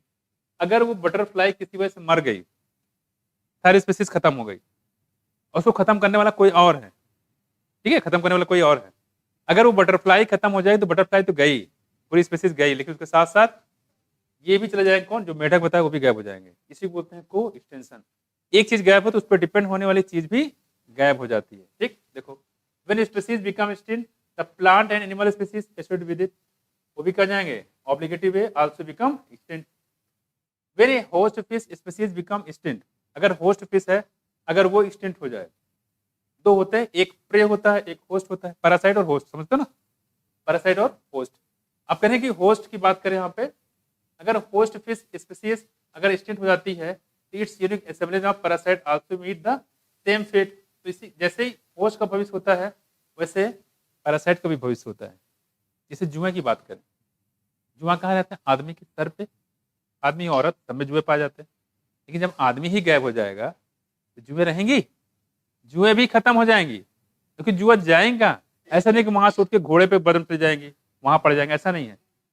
कहाँ टिक होता है, इतना भी नहीं समझते, वो टिक होता है कुत्ते में, हमें पता था कुत्ते में जाओगे, राइट, कुत्ते में होते हैं, कुत्ते में टिक होता है, ह्यूमन में लाइस होता है, भूल गए, इक्टोपैरासाइट होता है। क्या बात है, देखो सारी हो गई। देखो कहने मतलब ये है कि मतलब अगर आदमी एक्सटिंक्ट हो जाएगा, ह्यूमन एक्सटिंक्ट हो जाएगा, तो जुए भी एक्सटिंक्ट हो जाएंगे। जुआ क्या है, होस्ट की पैरासाइट, और हम लोग क्या है, मैं कुछ, तो अगर यस, हमने सुना था कपड़ों में होता है, तो बाल से आ नहीं सकते कपड़े में, कपड़ा कौन पहनता है, भूत। रखे हुए कपड़े में कैसे रखे हुए, धुले हुए कपड़े होंगे तो पहन नहीं होंगे, धुले हुए कपड़े में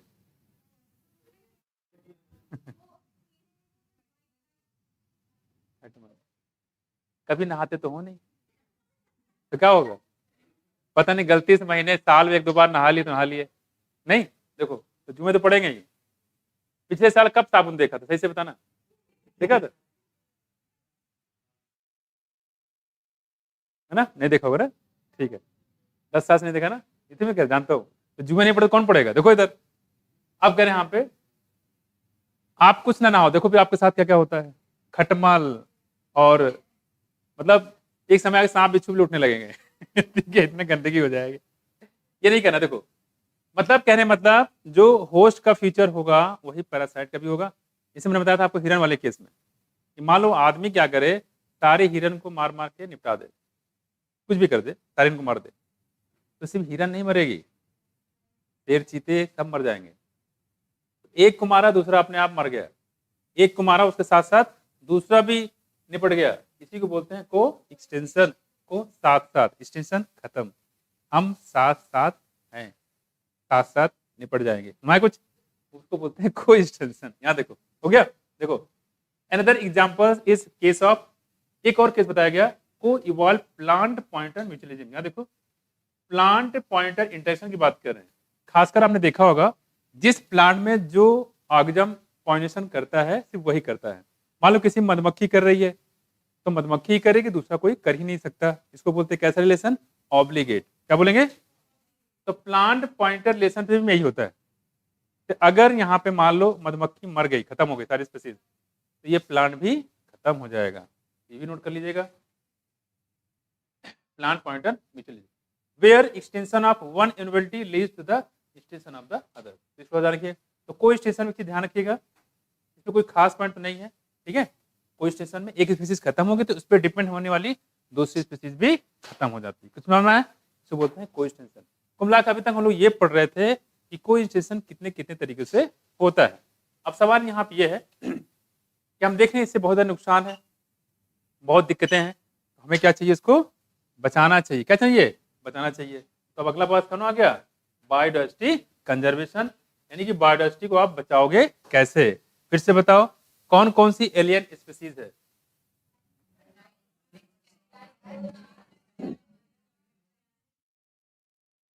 ठीक है। ईस्ट अफ्रीका में हमने लेक विक्टोरिया में क्या डाल दिया था, सिसिली फीड डाला था, नाइल पर्च गायब हो गया था, है कि नहीं।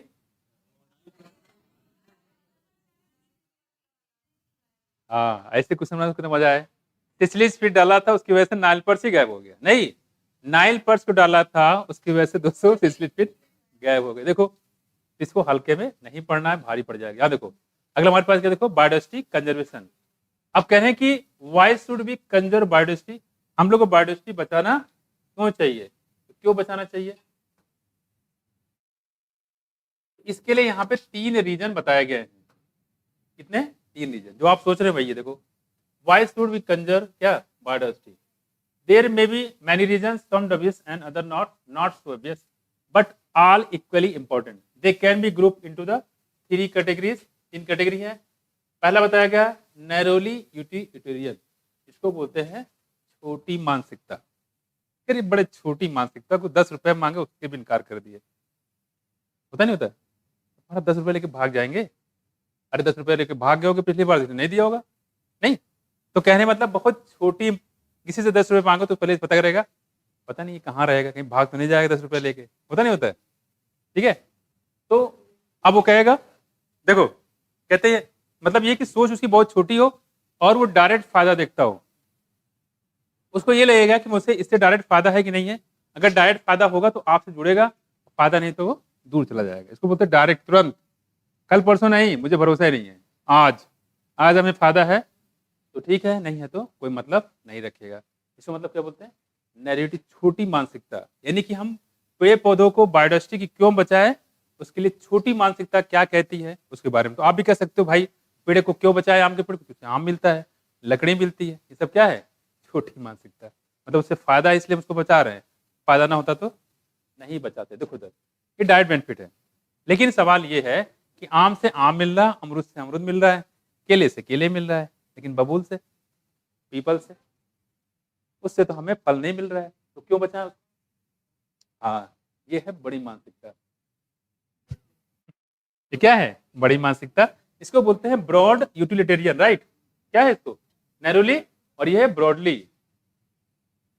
ठीक है, बड़ी मानसिकता। ठीक, आपने डायरेक्ट तुरंत नहीं सोचा, लेकिन आप सोचा हाँ इससे ऑक्सीजन तो हमें मिल ही रहा है।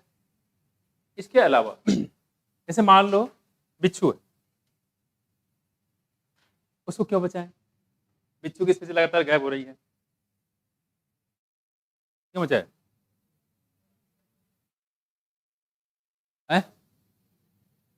क्या होता है, मेडिसिन में होता है, बिच्छू का वेनम मेडिसिन बनता है, तो ये तो हो गई तुम्हारी डायरेक्ट बेनिफिट हो गया। छोटी मानसिकता है, छोटी मानसिकता है।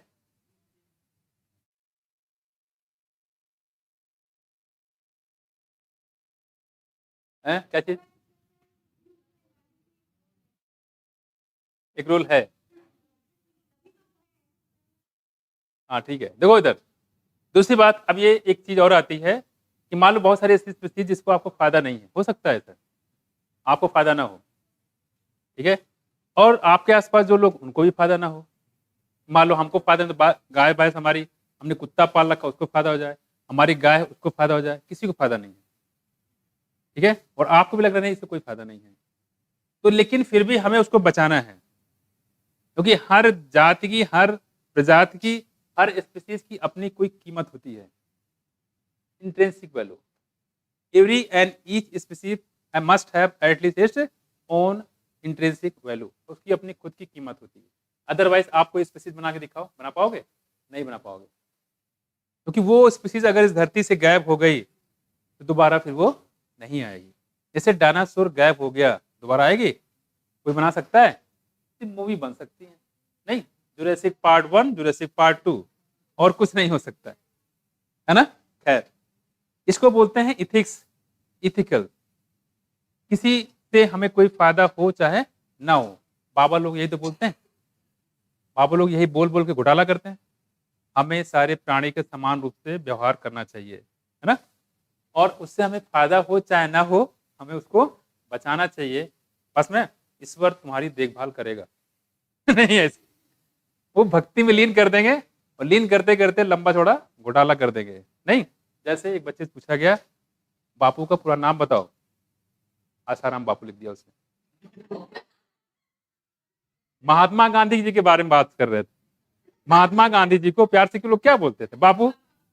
उसने निपटा दिया क्या? आसाराम बापू, क्योंकि आजकल वही ब्रांड एम्बेसडर बन के घूम रहे हैं। देखो यहाँ देखो देखो, ठीक है, देखो ठीक है, समझ में आया? तो फिर से समझो, बायोडाइवर्सिटी को हम क्यों बचाएं, इसके 3 रीजन है। एक तो ये छोटी मानसिकता, हमें उससे डायरेक्ट बेनिफिट है, इस वजह से बचाएं।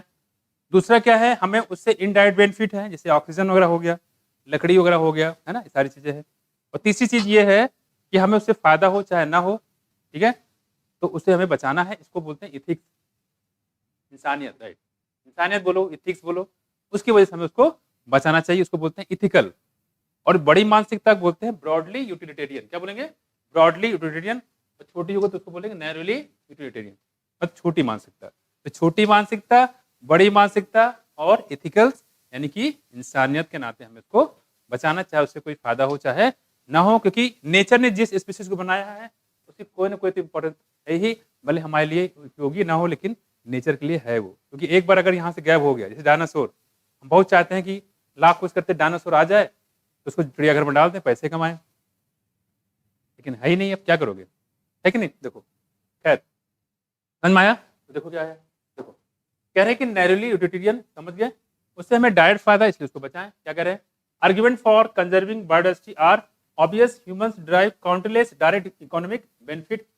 आदमी को डायरेक्ट उससे बेनिफिट मिलता है, ठीक है, तो countless direct economic benefit, direct from nature food. जैसे सीरियल की बात करें, ये भी नहीं थी सास भी कभी बहू थी, नहीं, ये सीरियल क्या, अनाज, नहीं, अनाज में कौन कौन आते बताओ? मोटे अनाज, जैसे ज्वार, बाजरा, चावल, गेहूं, ये सब आते हैं। सीरियल हो गया, पल्स हो गए, सब क्या है? प्लांट ही तो है। फ्रूट्स हो गए, हम किसी प्लांट को इसलिए बचा रहे हैं क्योंकि उससे अमरूद मिल रहा है, आम मिल रहा है, अगर उससे आम ना मिलता तो उसको हम प्लांट को रखते भी नहीं, ठीक।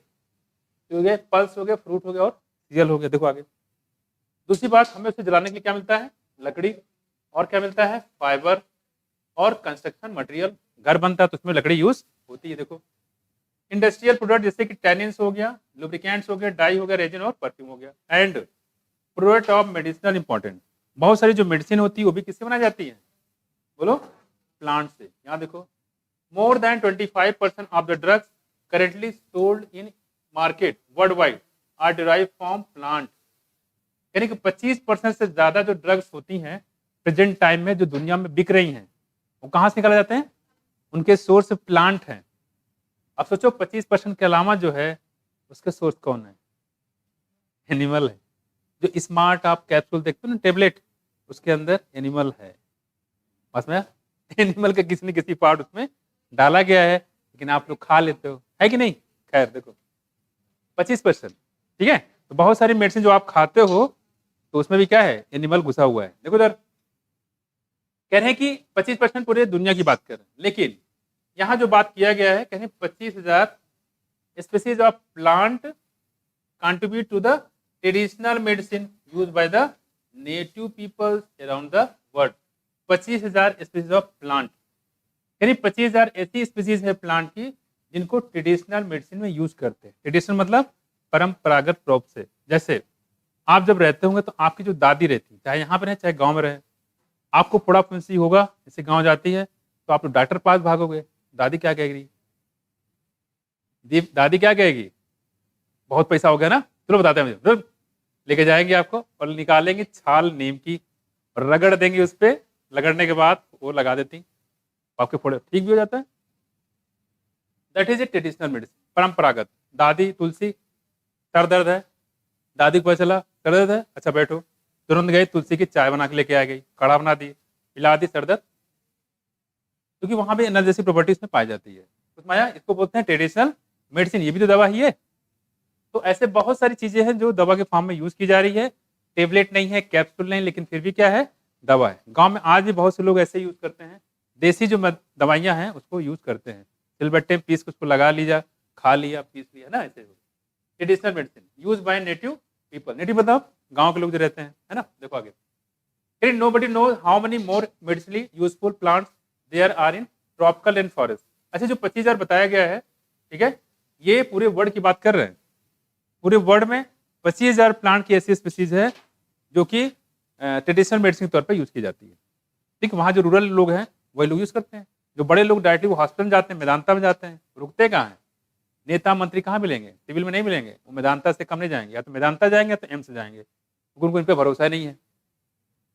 उनको उस हॉस्पिटल भरोसा नहीं है जिसपे ये लोग बोलते हैं कि जाके तुम दिखाओ, वहाँ पे जाके पूरी पब्लिक जाएगी सिविल में, और ये जाएंगे कहाँ पे? एम्स में और मेदांता में। देखो मेदांता में एक दिन खर्चा लगभग 1.5 लाख के आसपास, 1 लाख 1.5 लाख, 5 दिन रुक गए 5 लाख 6 लाख गए आप लोग। कह रहे कि नो बडी नो, क्योंकि एक पेशेंट आया था पिछले जब हम लोग थे, ठीक है, क्या हुआ, हंस क्यों रही हो? करते क्या है? अरे बहुत कुछ करते, ये मत करते क्या है, करते सुन लो पहले। जैसे मैं एग्जाम्पल बता रहा हूँ, अरे लड़की युवा केसरी मपिट जाएगी सही जगह ना। देखो जैसे कोई एम्बुलेंस आता है, तुरंत वहां पे इंस्टेंट 5 डॉक्टर तुरंत पहुंचते हैं, कम से कम 5 फार्मासिस्ट रहते हैं, ठीक है।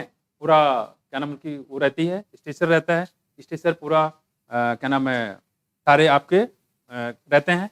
और आरबीसी जितना भी लेना, नॉर्मल ब्लड प्रेशर पूरी रहती है, मॉनिटर पूरी सामने रहती है, और तुरंत फटाफट चेक करके आरबीएस तुरंत, बीपी तुरंत सब चेक करके, ऑक्सीजन लेवल सब तुरंत चेक कर जाते हैं। यानी कि लगभग आधा ट्रीटमेंट जो होता है, प्राइमरी ट्रीटमेंट जो बोलते हैं, फर्स्ट एड, वो बेडरूम में जाते जाते उससे पहले खत्म कर देते हैं।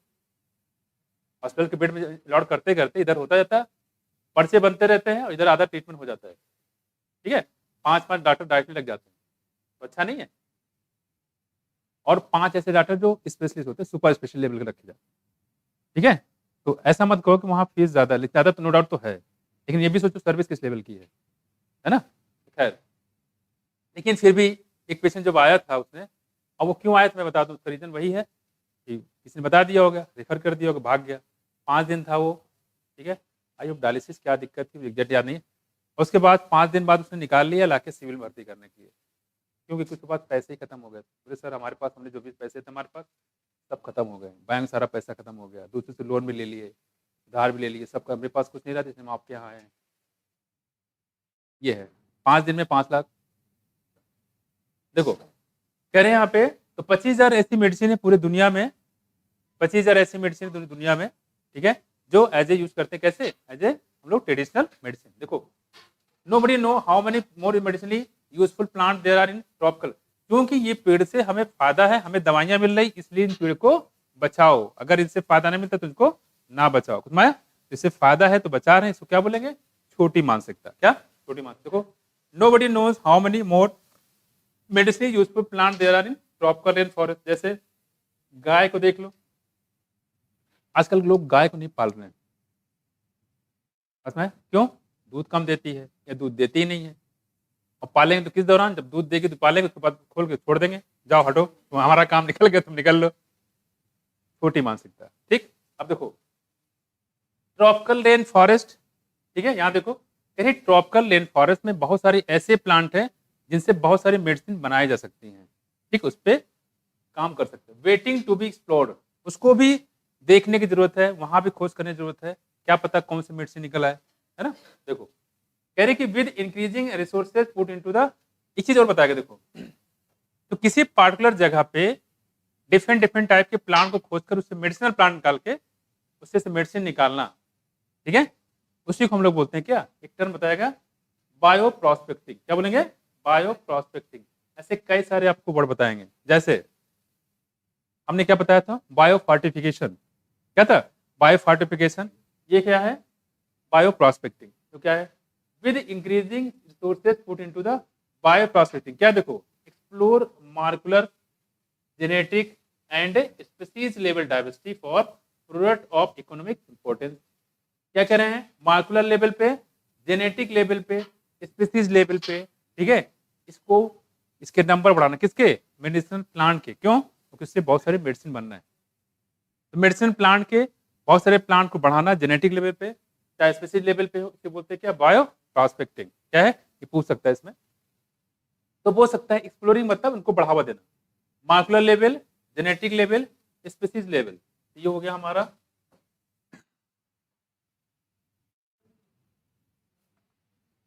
Species level diversity for product of economic important nation.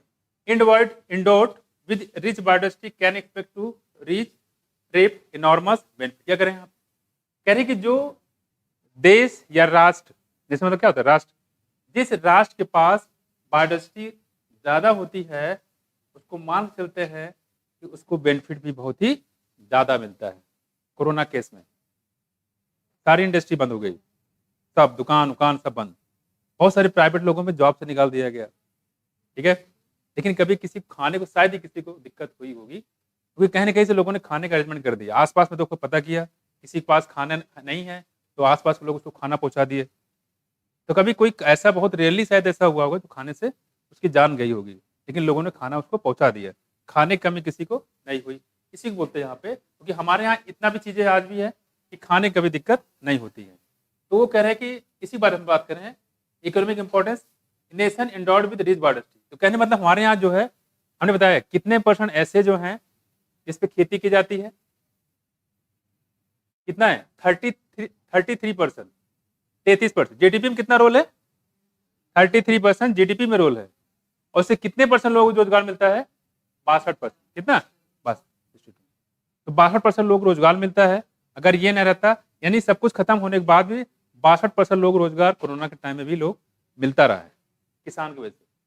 बस में तो वही कह रहे हैं कि जिस कंट्री में, जिस देश में बायोडाइवर्सिटी ज्यादा होती है, ठीक है, पेड़ पौधे ज्यादा होते हैं, मेडिसिनल प्लांट ज्यादा होती है, वो कंट्री रिच होता है, ठीक है। इंडिया इस मामले में रिच है, तभी तो 12 मेगा डाइवर्सिटी में एक नाम रखा गया, किसका? इंडिया, ठीक है। तो हम लोग किसी ऑर्गेनिज्म को क्यों बचाएं? क्योंकि उससे हमें डायरेक्ट फायदा है। अगर डायरेक्ट फायदा नहीं होगा तो उसको नहीं बचाएंगे। और दूसरा देखो, मान लो प्लांट से हमें फायदा तो है लेकिन इनडायरेक्ट है। ऐसा है? इनडायरेक्ट है। तो इनडायरेक्ट फायदा हो, जैसे किसी प्लांट से आपको ऑक्सीजन मिल रहा है, तो क्या है? इनडायरेक्ट फायदा है। तो इसको हम लोग बोलते हैं क्या? ब्रॉडली यूटिलिटियन। क्या बोलेंगे? ब्रॉड यूटिलिटियन। तो इसमें से कोई एग्जाम्पल आपसे पूछता है कि प्लांट से फ्रूट, लकड़ी, मेडिसिन ये मिलता है, और किस टाइप के एग्जाम्पल है, तो क्या बताओगे? और आपसे अगर पूछता है कि prospecting is related to narrowly utilitarian, broad utilitarian और इथिकल, क्या बताओगे? नैरो यूटिलिटियन, ये भी पूछ सकता है। ब्रॉड प्रोस्पेक्टिंग का ये पूछ सकता है आपसे, इसका संबंध किससे है? नैरोली यूटिलिटियन, छोटी मानसिकता से। और हमारी बात करें, पूरे वर्ल्ड की बात करें कि ऐसे कितने % जो मेडिसिन है जो डायरेक्ट प्लांट से बनाए जाते हैं, और ऐसे कैसे कितने मेडिसिन है जो ट्रेडिशनल मेडिसिन तौर पर यूज किया जाता है। कितना? 25,000 ऐसी स्पीसीज हैं प्लांट की, ठीक है, जो as a traditional medicine use की जाती है। एग्जाम्पल है नीम, नीम की छाल, है ना। दूसरा हमने बताया यहाँ पे ब्रॉडली यूटिलिटेरियन, क्या करें देखो, इसमें अगर बताया यहाँ पे इससे जो फायदा तो है लेकिन इनडायरेक्ट है, ठीक है, डायरेक्ट नहीं, तो हम उसको बोलते हैं ब्रॉडली यूटिलिटेरियन। देखो तो उसमें कोई भी नाम देता है, समझ लो फायरवुड पूछा, मेडिसिन प्लांट पूछा, या कोई अनाज पूछा, तो हमेशा किस में जाएगा इसमें? तो एग्जाम्पल दे के आपसे पूछेंगे किसका एग्जाम्पल है, नैरोली का है कि ब्रॉडली का है, समझ में आ जाएगा। और एक टर्म जो बताया था बायो प्रॉस्पेक्टिंग, किससे कनेक्टेड है बताओ? हाँ, ठीक है, इसका मतलब भी आपको बता दिया। दूसरा कौन, हम क्यों बचाएं? क्योंकि उससे फायदा है लेकिन इनडायरेक्ट है।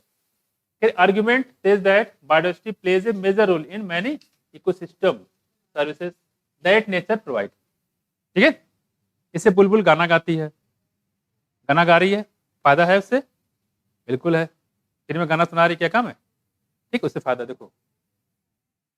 Dwindling Amazon rainforest estimated to be produced, ठीक है, क्या करें? That nature provide the fast dwindling Amazon rainforest estimated to be produced through photosynthesis, क्या करें देखो, जैसे अमेजन रेन फॉरेस्ट की बात करें, इसका नाम तो भूल ही नहीं सकते, इसको बोलते हैं लंग्स ऑफ प्लानिट। और क्यों बोला गया है वो आज बताया गया, क्यों देखो। ट्विंडलिंग, हमारा जो अमेजन रेन फॉरेस्ट काफी यूनिक है, estimated to produce through photosynthesis, कितना? 20% of the total oxygen in the earth atmosphere. 20% oxygen का रोल है पूरे धरती पे, और वो कौन प्रोवाइड कर रहा है? Amazon rain forest. इसको लगातार काटा जा रहा है, किस लिए? सोयाबीन की खेती करने के लिए। फिर क्या करेंगे? बीफ कैटल वहां ग्रो कराएंगे, उसकी मार्केटिंग करेंगे, ठीक है। चलो, और जब तक आप ये चैप्टर पढ़ोगे तब तक 1,000 हेक्टेयर में जंगल को काट चुके होंगे, मतलब सारा काम धाम छोड़ के समय जंगल ही काट रहे लोग। देखो, can a put an economic value on this services by nature? जाहिर सी बात है, हमने बताया भी था आपको। 20% ऑक्सीजन है, 20% ऑक्सीजन को सिलेंडर में भर के उसकी कीमत निकालो, जो हॉस्पिटल में सिलेंडर आते हैं उसकी कीमत देखो तो कितना ज्यादा हो जाएगा। और ये नेचर से हमें कैसे मिल रहा है? फ्री में। देखो, कह रहे कि you can get some idea of by finding out how much your neighbourhood hospitals spend on a cylinder of oxygen. आपके कोई पड़ोसी हो जिनको सिलेंडर की जरूरत कभी पड़ी हो, तो कितना पैसा खर्च करते हैं सिलेंडर पे? क्योंकि ये ऑक्सीजन हमें कैसे मिलती है? फ्री मिलती है। कितना खर्च करते हैं विकास, पता है? सिलेंडर पे कितना पैसा खर्च होती है? डिपेंड करता है माहौल कैसा है। कोरोना देखो, लोगों ने 20-20 हजार के सिलेंडर बेचे उसको, 50 रुपए का, 60 रुपए का सिलेंडर 20-20 हजार में, ठीक है, फायदा उठाया इसलिए बोलते हैं, ठीक है। Cylinder of oxygen, pollination without which plant can not give us fruit और सीड। अगर मान लो पॉइनेशन ना हो, ठीक है, तो क्या हमें प्लांट से फ्रूट वगैरह मिल सकता है? नहीं मिल पाएगा। दूसरा तो फायदा है, is another service ecosystem provide through pollinator layer bees. उसी मधुमक्खी की बात कर रहे हैं, तो मधुमक्खी से शहद मिलता है, ये तो फायदा है ही, लेकिन मधुमक्खी जो है पेड़ को पॉलिनेशन कराता है, इसकी वजह से फूड का प्रोडक्शन बढ़ जाता है, तो उससे फायदा किसको? अल्टीमेटली हमें ही होना है, इसको बोलते हैं। तो अगर किसी से पूछो मधुमक्खी से हमें क्या फायदा है, तो डायरेक्ट पहले एक ही नाम लेगा, क्या? शहद। दूसरा बहुत मुश्किल से बोलेगा इससे हमें वैक्स भी मिलता है। तीसरा पूछोगे तो नहीं पता क्या है? हाँ वही कह रहे हैं, उसी बात तो कर रहे हैं। तीसरा हमारा पॉलिनेशन है, पॉलिनेशन से क्या होगा? फूड का प्रोडक्शन बढ़ जाएगा। बम्बल बीज, पता है इसके बारे में, बहुत बदनाम हुआ था, नहीं? कौन? बम्बल बीज। यहाँ देखो, बर्ड एंड बैट, बैट से भी होता है क्या? पॉलिनेशन। चिड़ियों से होता है क्या? पॉलिनेशन। पास में कुछ? यहाँ देखो, जो चिड़ियों से पॉलिनेशन होता है उसको बोलते हैं ऑर्निथोफिली, क्या बोलते हैं? और अगर बैट्स होता है उसको बोलते हैं चिरोप्टोफिली, क्या बोलेंगे? चिरोप्टोफिली। बाकी बीज से पता ही एनिमल में आ जाएगा। देखो आगे, what will be the cost of accomplishing pollination without help from the natural pollinator. कह रहे कि अगर आप किसी मधुमक्खी की ये बोलो कि भाई साहब आप हमारे खेत में पॉलिनेशन कर दो, कितना पैसा लोगे? ठीक है, कितना पैसा लोगे? कभी ये करके देखो तो कुछ ना कुछ कॉस्ट निकलेगी, निकलेगी, फ्री तो होगा नहीं, कुछ ना कुछ निकलेगी। खैर, there are other intangible benefit that we drive from the nature, the aesthetic pleasure. और क्या क्या फायदा देखो, एस्थेटिक प्लेजर। सुबह सुबह आप पार्क में जाते हैं तो आपको काफी कैसा लगता है? अच्छा लगता है। खासकर जब पत्तियां हवा चलती है और ऐसे हिलती रहती है पत्तियां, नहीं तो डंठल झूमते रहते हैं, ठीक, तो काफी आपको अच्छा लगता है, इसको बोलते हैं एस्थेटिक प्लेजर। अब walking through the thick would, जब आप जो है किसी लकड़ी के लट्ठे पे चलते हो, नदी है बीच में लट्ठा पड़ा हुआ है, उस पर आप चलते हो तो आपको मजा आता है चलने में, तो बोलते हैं यहाँ पे walking through the thick would. Watching spring of flower in full Bloom, जब आप किसी फ्लावर को देखते हो बिल्कुल खिला हुआ है, खासकर रोज देखो तो पूरी तरीके से खिला हो तो कितना आपको अच्छा लगता है, ठीक, तो करें इन सबसे क्या अच्छा लगता नहीं लगता है ना, किसी चीज का फ्लावर फ्लावर हमेशा अच्छे ही लगेंगे। देखो कह रहे उससे हमें काफी अच्छा लगता है, लेकिन उसका कोई पैसा देते नहीं देते हैं, ठीक, तो ये हम लोग बात करें यहाँ पे, दूसरी करें यहाँ पे आप कह रहे हैं cost of economic pollination without help, walking bulbul song, एक चीज और कह रहे हैं, देखो इससे जो बुलबुल होती है वो गाना गाती है, उसके बदले हम लोग उसको कुछ देते हैं कि नहीं देते, नहीं देते, देते हैं नहीं देते, बुलबुल गाना फ्री में सुना देती है। देखो बुलबुल song in the morning, can you put A price tag on such thing, बिल्कुल है, बुलबुल को प्राइस टैग कितना डिसाइड किया गया था, अरे रिक्रिएशन में 6%, लेस देन 10%, 6% का था, 6% नहीं था, 10% था, कितना 10%, रिक्रिएशन में 10%, ठीक है, सॉइल फॉर्मेशन कितना था 50%, ठीक है, ये किस में आएगा, रिक्रिएशन में आएगा, किस में आएगा, रिक्रिएशन में, बात नहीं करो यार, इधर देखो, रिक्रिएशन को बोलते हैं मनोरंजन, तो बुलबुल गाना गा रही है, क्या कर रही है, तो उसकी कॉस्ट तो है ही है, आपको पता भी है, ठीक, तो बुलबुल गाना गाती है, पेड़ के, हाँ ठीक है गाता है, गलती हो गई, देखो अब अगर चलते रहोगे पेड़ पौधे देखोगे, पत्तियां हिलते डुलते, हवा जो आती है, तो इन सबसे डायरेक्ट हमें हमें देखने में अच्छा लगता है, ठीक है, तो इसको फायदा है, लेकिन कैसा है, इनडायरेक्ट फायदा है, ठीक है, इसको क्या बोलेंगे हम लोग, क्या बोलेंगे, ब्रॉड यूटिलिटेरियन, मतलब फायदा तो है लेकिन कैसे है, फायदा, ठीक है, फायदा तो है लेकिन कैसा है, इनडायरेक्ट बेनिफिट है, कैसा है, इनडायरेक्ट बेनिफिट है। वहां क्या देख रहे हो, इधर देखो, ये निकलते रहेंगे ऐसे पिस्टल और रिवॉल्वर, देखो इधर इधर, एक तो ये हो गया, समझ में आया कुछ, मतलब इससे फायदा आपको डायरेक्ट बोलेंगे, बुलबुल गाना गा रही है इसलिए बुलबुल को बचाना है, कौन सा कंजर्वेशन, बात नहीं करो, ये नैरोली है कि ब्रॉडली है, ब्रॉडली, ऐसे डायरेक्ट क्वेश्चन आएंगे। दादी माँ जो है दवा बना रही हैं, दादी माँ क्या कर रही हैं, दवा बना रही हैं, और दवा को हमारे स्किन पे लगा रही हैं, कौन सा है, ठीक है।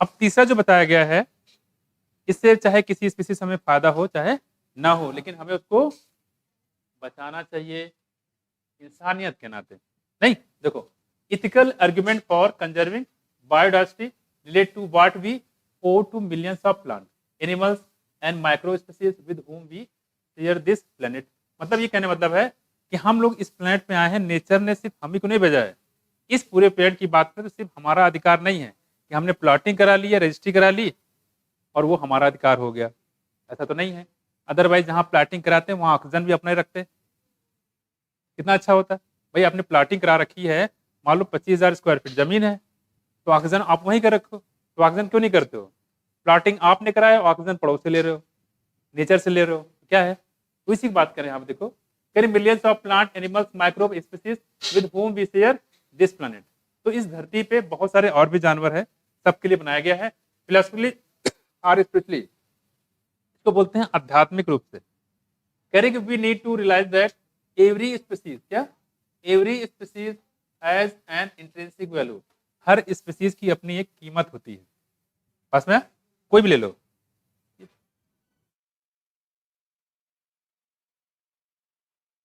कैसे ऑन हो गया बेटा, तुम सो जाओ, देखो देखो, मतलब कोई भी स्पीसीज, जैसे मक्खी ले लो, मधुमक्खी, मधुमक्खी ले लो, या जो आपको स्पीसीज गंदी लगती हो, कोई बताओ, छिपकली गंदी लगती, छिपकली, ठीक है छिपकली लो, छिपकली, ठीक है, देखो ठीक है, छिपकली है, लेकिन जरा सोचो, आपने कभी कमरे में अपने झाड़ू नहीं लगाया होगा, लगाया, झाड़ू आपने नहीं लगाया होगा, लेकिन छिपकली आपके कमरे में झाड़ू लगाती है, कैसे, दीवार पे, जो इंसेक्ट होती है उसको वो क्या करती है, खा जाती है। तो इंसेक्ट क्या करती है, कम करती है। कौन टिपिकली है, कागज का इकोलॉजिकल है। देखो इधर सुनो, खैर कोई बात नहीं है। कह रहे कि तो हर स्पीसीज की अपनी स्टैटिस्टिक वैल्यू होती है, कीमत होती है, तो उसको हमें बचाना चाहिए। Even it they may not be of current or any economic value to us. ऐसा हो सकता है कि उस समय डायरेक्ट कोई फायदा ना हो, लेकिन फिर भी वो बचाना उसको है। वी हैव मोरल ड्यूटी, ये हमारा नैतिक कर्तव्य है। क्या, to care for their wellbeing, उनकी भलाई के लिए काम करे, किसकी, जो भी स्पीसीज हैं, जो भी प्लांट हैं, ठीक। And pass on our biological legacy, हमारी जो जैविक संपदा है, in good order to future generation.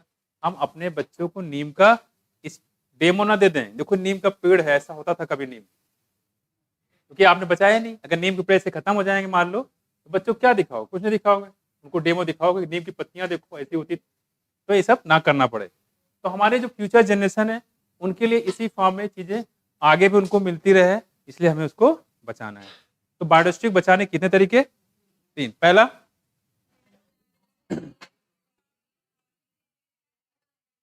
Diet फायदा है तो, इनडाइट है तो, और हमें उससे फायदा हो चाहे ना हो, और हमें उससे बचाना है तो।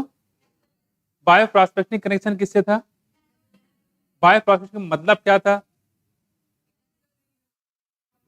Molecular level, genetic level, species level पे डाइवर्सिटी को बढ़ाना, ऐसे मेडिसिनल प्लांट को एक्सप्लोर करना, उनको बढ़ाना, इसी बोलते हैं क्या, बायो प्रॉस्पेक्टिंग। क्या बोलेंगे, बायो प्रॉस्पेक्टिंग। अब आपने इतना समझ लिया कि ये हमारे लिए इंपॉर्टेंट है, ये हमारे लिए इंपॉर्टेंट है। अब सवाल ये है कि इंपॉर्टेंट है और आप ये भी कह रहे हैं कि हमें इसको बचाना है, तो सवाल ये है कि कैसे बचाना है। ठीक, अभी तक आपने पढ़ा कि आपके लिए इंपॉर्टेंट था कि नहीं था, अब आपको समझ में आया कि इंपॉर्टेंट आपके लिए था। अब क्या कहेंगे, इसको कैसे बचाना है, तो बचा लें। आज बचा लो, हैं लास्ट कल बचाएंगे, कल ही बचा लो। सुनो इधर सुनो, इसके इसके बाद जो है आपका अगला टॉपिक होगा environmental issue, last chapter ecology का। और इकोलॉजी से अभी तक जो रेशियो है 10 से 12 क्वेश्चन का है, ये बात नहीं करो, 10 से 12 क्वेश्चन इकोलॉजी यूनिट से आता है, बहुत है। 12 चौके 48, लगभग 48 से 50 नंबर आपको मिलेंगे इससे, ठीक है, इंपॉर्टेंट है। और इसके बाद जो अगला इन्वायरमेंटल इशू के बाद चलेगा वो 11th का, कौन सा, एनिमल किंगडम, उसके बाद 11th का पूरा स्टार्ट रहेगा, ठीक है। Thank you.